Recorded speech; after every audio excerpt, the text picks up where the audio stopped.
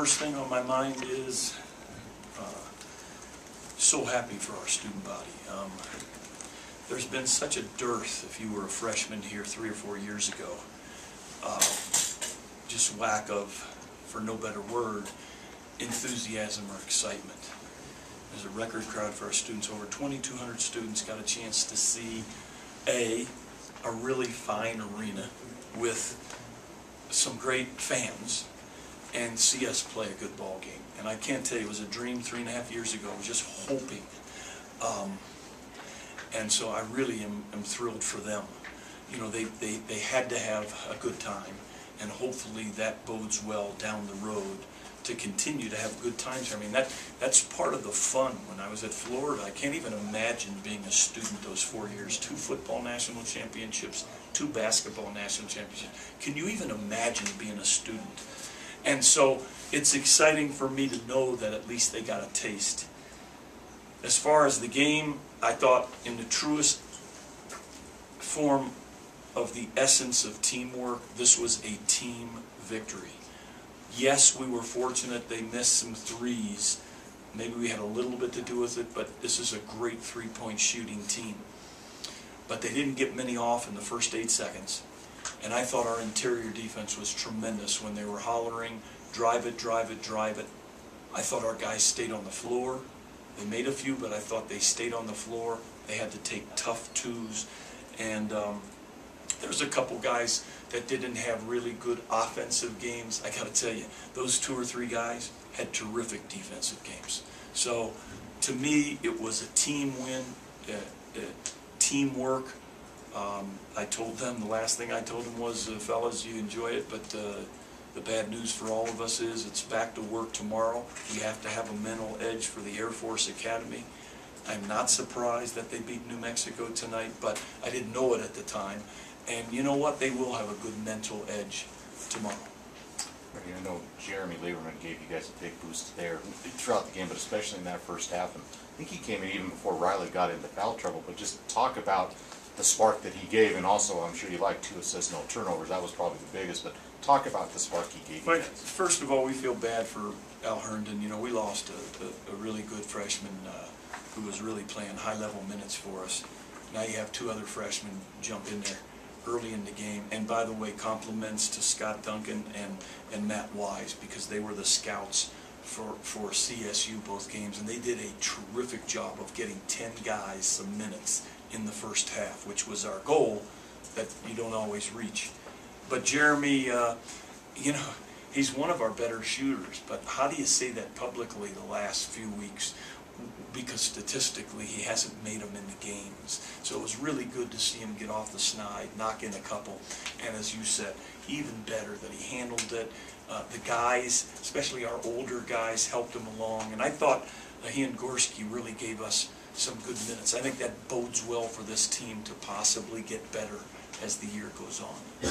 Coach, you mentioned the student section enjoying the night, but how much do you think your team fed off of that student section throughout the game? I said that really 3 games ago. You know, we didn't win them all. We beat New Mexico, Boise, and Nevada with really good crowds.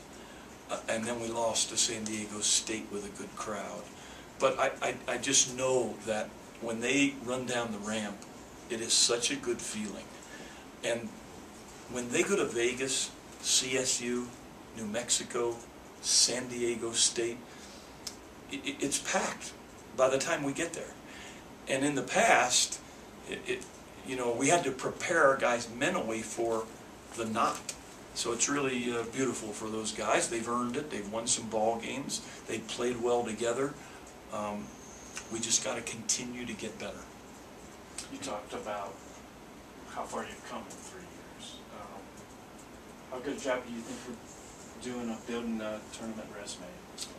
You know, there are things in and out of our control. I spent 23 years up in those other leagues, and there's a distinct advantage.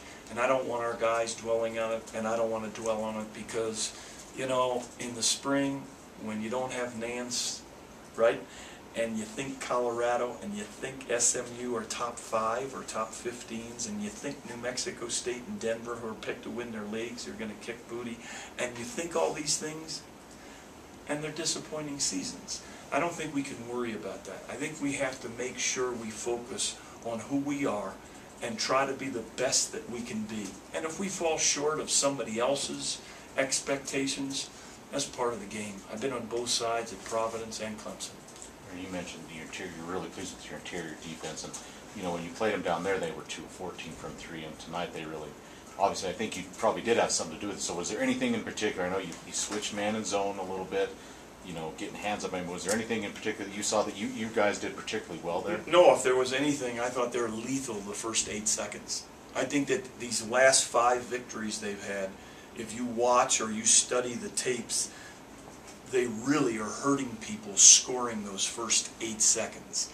And so you reduce, maybe only send 1 or 2 to the offensive glass, although these guys came up with 7 offensive rebounds, but you make sure you're back and at least have some kind of an edge those first 8 seconds.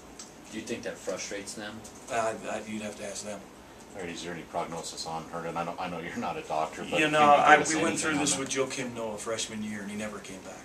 So, yeah, I'm praying, you know, and he wants to play. He sent me a text right before the game, but you know, one step at a time. Let's get him healthy.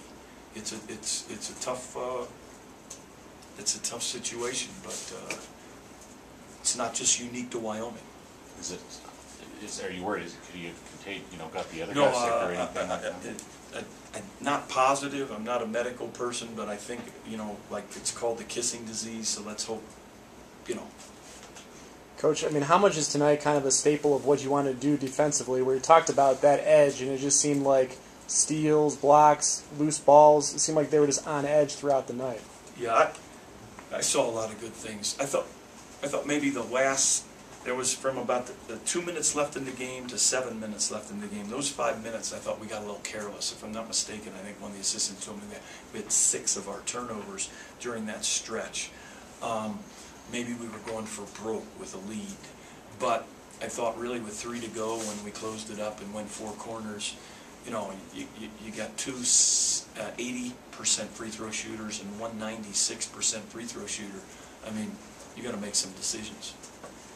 Coach, it looked like Riley got banged up a little bit at the end of the game. What's his status? He did. He's got some ice on it now. Well, he got taken down pretty hard on that driving layup. But like I told him, hey man, you made the free throws. Just keep ice on it.